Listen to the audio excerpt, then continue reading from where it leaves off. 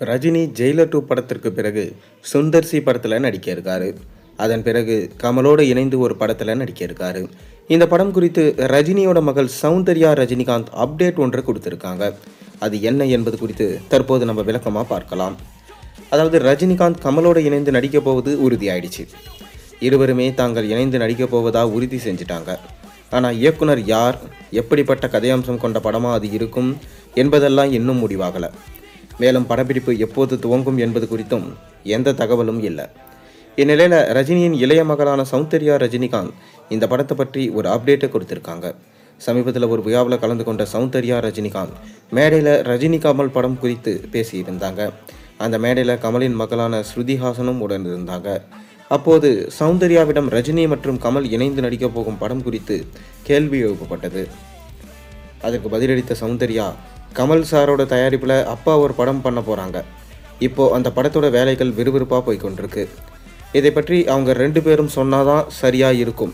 இந்த படம் குறித்து தலைவர் சொல்ல வேண்டிய நேரத்தில் கரெக்டாக சொல்லுவார் என என் தந்தையின் ஸ்டைலில் இந்த படம் குறித்து பேசியிருக்காரு சௌந்தர்யா ரஜினிகாந்த்.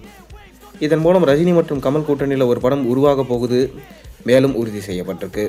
அதுவும் அந்த படத்தை கமல்ஹாசன் தன் ராஜ்கமல் ஃபிலிம்ஸ் சார்பாகவே தயாரிக்க இருப்பதா சௌந்தர்யா கூறியதன் மூலம் தெரிய வந்திருக்கு.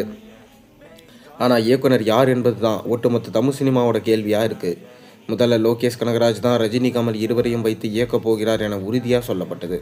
ஆனால் அதன் பிறகு வேறொரு இயக்குனர் இவர்கள் கூட்டணியில் உருவாகும் படத்தை இயக்க இருக்காங்க என செய்திகள் வந்தது. தற்போது ரஜினிகாந்த் பல இயக்குநர்களிடம் கதை கேட்டு வருவதாக சொல்லப்படுது.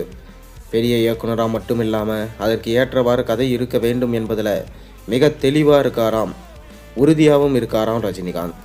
46 வருடங்கள் கழித்து ரஜினியும் கமலுடன் மீண்டும் இணைந்து ஒரு படத்தில் நடிக்க இருக்காங்க.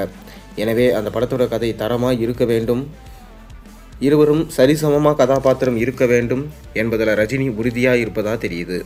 அதன் காரணமாகவே தான் கதை தேர்வில் தலைவர் மிகவும் கவனமாக இருந்து வராரு. கமர்ஷியல் சினிமா இயக்குநர்கள் மட்டும் இல்லாமல் வித்தியாசமான ஜானர்களை படங்களை இயக்கி வரும் இயக்குநர்களிடமும் ரஜினி கதை கேட்டு வருவதாக ஒரு தகவல் உண்டு. ஆனால் இதெல்லாம் எந்த அளவிற்கு உண்மை என்பது இந்த படம் குறித்தும் படத்தின் இயக்குனர் யார் என்பது குறித்தும் அதிகாரப்பூர்வமான அறிவிப்பு வந்தால் மட்டுமே தெரிய வரும்.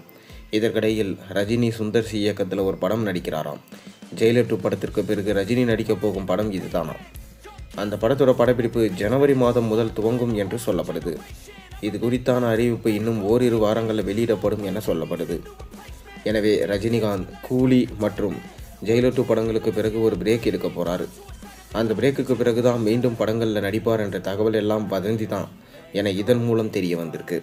தற்போது வெளியான தகவலின்படி ரஜினி அடுத்தடுத்து படங்களில் கமிட் ஆகி நடிக்க போகிறார் என்பது நமக்கு தெரிய வந்திருக்கு. நீங்கள் என்ன நினைக்கிறீங்கன்றது உங்கள் கருத்துக்களை மறக்காமல் கீழே கமெண்ட்டில் சொல்லுங்கள்.